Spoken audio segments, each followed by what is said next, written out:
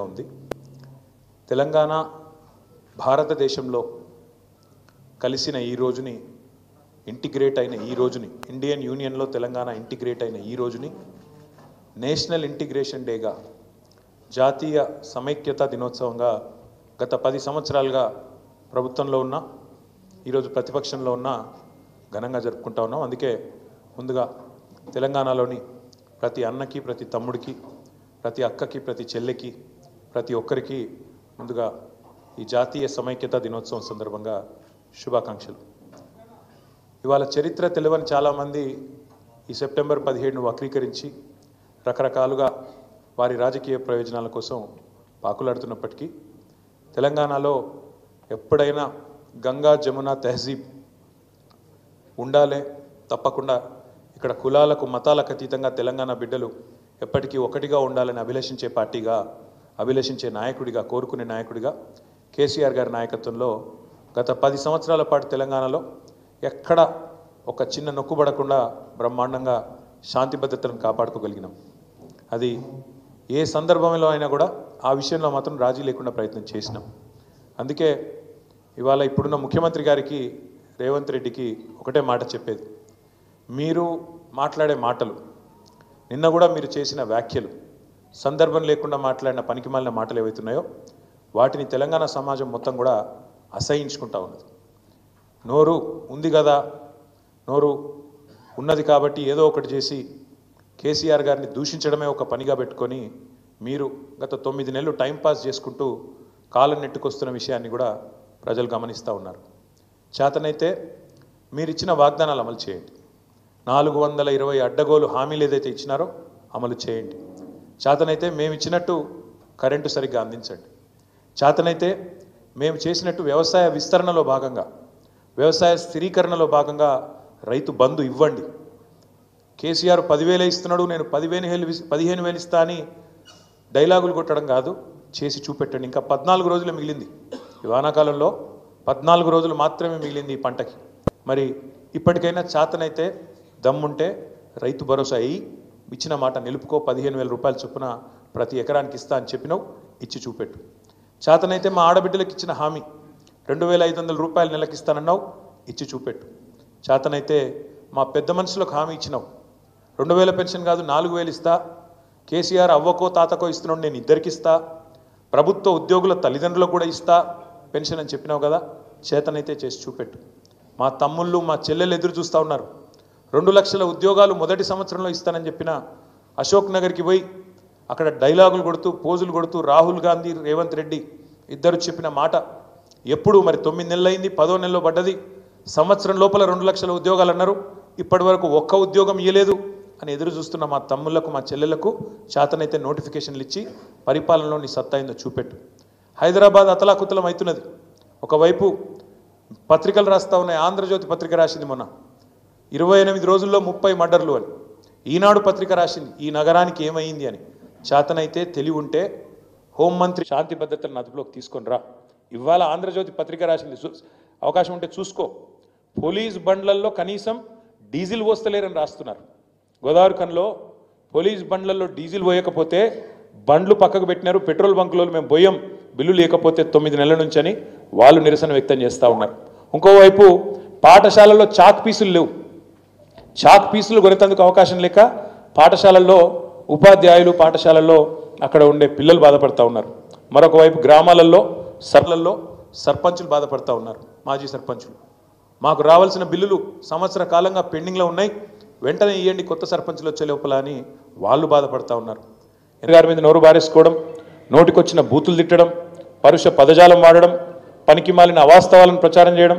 నిన్న ఆయన మాట్లాడుతుంటే అందరూ నవ్వుకుంటూ ఉన్నారు. ఫస్ట్ ఆఫ్ ఆల్ తెలంగాణ తల్లి, అందరికీ తల్లి లాంటి తెలంగాణ తల్లిని అక్కడ పెట్టుకుందాం. కొత్త సెక్రటేరియట్ డాక్టర్ బాబాసాహెబ్ అంబేద్కర్ గారి పేరు మీద పెట్టుకున్న సెక్రటేరియట్, అక్కడ తెలంగాణ తల్లిని పెడదాం అందరి తల్లిని అంటే, లేదు నేను రాహుల్ గాంధీ వాళ్ళ నాయననే పెడతా అని చెప్పి రాహుల్ గాంధీ గారి తండ్రి గారి ఫోటో తెచ్చి అక్కడ పెట్టినావు, తండ్రి గారి విగ్రహం తెచ్చి అక్కడ పెట్టినావు. పెట్టడమే కాకుండా ఢిల్లీ మెప్పు కోసం ఇన్ని రోజులు బూతులు తిట్టిండు కదా.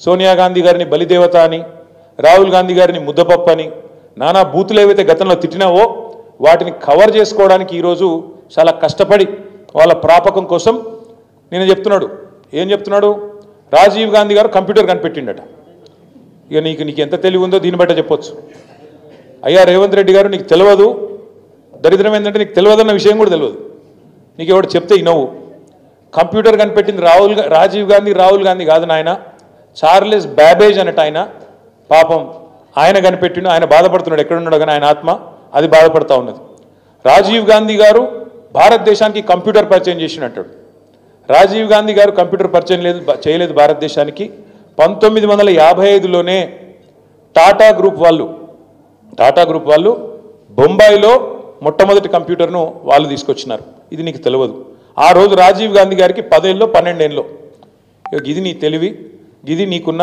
పరిజ్ఞానం ఇక దాంతోపాటు మీకు తెలుసు ఈ రాష్ట్రంలో పరిస్థితి ఎట్లా ఉంది అంటే ఒకవైపు చికెన్ గున్యాలు విష జ్వరాలు మరొక వైపు ఈ డెంగ్యూలు పారిశుద్ధ్యం పడకేసింది పట్టణ ప్రగతి లేదు పల్లె ప్రగతి లేదు కనీసం పల్లెల్లో పిచికారి కొట్టించే పరిస్థితి లేదు నీ ప్రభుత్వానికి స్కూళ్ళలోనేమో చాక్ పీసులకు పైసలు లేవు పల్లెల్లోనేమో పిచికారి కొట్టించేందుకు పైసలు లేవు సర్పంచుల బిల్లులు ఇవ్వవు ఆఖరికి పోలీసుల బండ్లల్లో మరి మమ్మల్ని అరెస్ట్ చేసి వాళ్ళని కొట్టబోయేటోళ్ళకి వాళ్ళకు కూడా మరి కనీసం వాళ్ళ బండ్లలో డీజిల్ పోసే ముఖం లేదు దాంతోపాటు హోంగార్డులకు కూడా జీతాలు ఇచ్చే పరిస్థితి లేదు చెప్తూ పోతే ఒకటి రెండు కాదు రాష్ట్రంలో ఒకవైపు హెల్త్ ఎమర్జెన్సీ పెట్టే పరిస్థితి ఉన్నది అంత దారుణమైన పరిస్థితులు వాళ్ళ పిల్లలు ఎక్కడ చూసినా ప్రతి ఇంట్లో జ్వరాలతో అతలాకుతలమవుతున్నారు ఇవన్నీ ఒకవైపు ఉంటే పాలనను పక్కన పెట్టి కేవలం కేసీఆర్ను బీఆర్ఎస్ పార్టీని తెల్లారి లేస్తే తిట్టడమే ఒక పనిగా పెట్టుకొని ఒక పనికిమాలిన పాలన నడుపుతున్న రేవంత్ రెడ్డి గారికి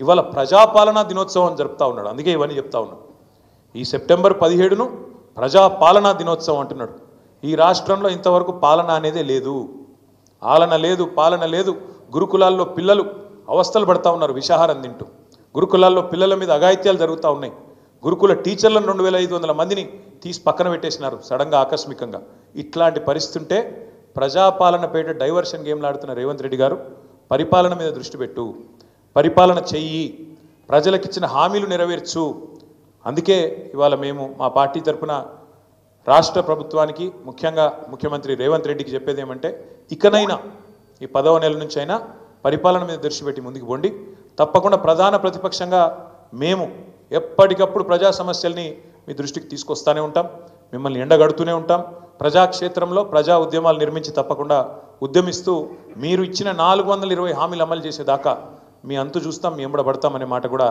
తెలియజేస్తూ నిన్న నువ్వేదైతే తప్పు చేసినావో తెలంగాణను అవమానిస్తూ తెలంగాణ ఆత్మను అగౌరవపరుస్తూ తెలంగాణ తల్లి ఎక్కడైతే కొలువు ఉండాలనో అమరజ్యోతి మధ్యన అంబేద్కర్ సచివాలయం నడుమ తెలంగాణ భవిష్యత్ తరాలకు భవిష్యత్ పాలకులకు కూడా స్ఫూర్తిగా ఉండాల్సిన ఆ స్థలంలో ఎక్కడైతే తెలంగాణ తల్లి కొలువు తీరాలో అక్కడ నువ్వు రాహుల్ గాంధీ గారి తండ్రిని పెట్టినావు తప్పకుండా మళ్ళీ చెప్తా ఉన్నా సకల మర్యాదలతో మేము మళ్ళీ ప్రభుత్వంలోకి వచ్చిన మరుక్షణమే సకల మర్యాదలతో ఆ విగ్రహాన్ని అక్కడి నుంచి తిరిగి నీ గాంధీ భవన్కు పంపిస్తాం అంతగానం ప్రేమ ఉంటే జూబ్లీహిల్స్లో ఇంట్లో పెట్టుకో లేదా ఇంకో కాడ పెట్టుకో కానీ అక్కడ మాత్రం ఖచ్చితంగా తెలంగాణ తల్లి ఉంటుంది ఇది జరిగి తీరుతుంది రాసి పెట్టుకోమని చెప్పి కూడా ఈ నిమజ్జనం రోజు చెబుతూ తప్పకుండా రాష్ట్రంలో గణేష్ పండుగ జరుపుకుంటున్న మా సోదరులకు సోదరిమణులకు ఈ వినాయక నిమజ్జనానికి సహకరిస్తున్న రాష్ట్ర ప్రభుత్వ యంత్రాంగానికి మా తమ్ముళ్లకు మా చెల్లెలకు ఎవరైతే గణేష్ నిమజ్జనానికి ఘనంగా ఊరేగింపుగా గణపతి బప్ప మోరియా అంటూ ముందుకు పోతున్నారో వారందరికీ కూడా శుభాకాంక్షలు తెలియజేస్తూ చివరగా ఈరోజు మా విద్యార్థి నాయకులను కూడా ఎక్కడికక్కడ అరెస్ట్ చేసినారు ఏమన్నాం మేము రేవంత్ రెడ్డి చేసిన తప్పుకి రేవంత్ రెడ్డి చేసిన ద్రోహాన్ని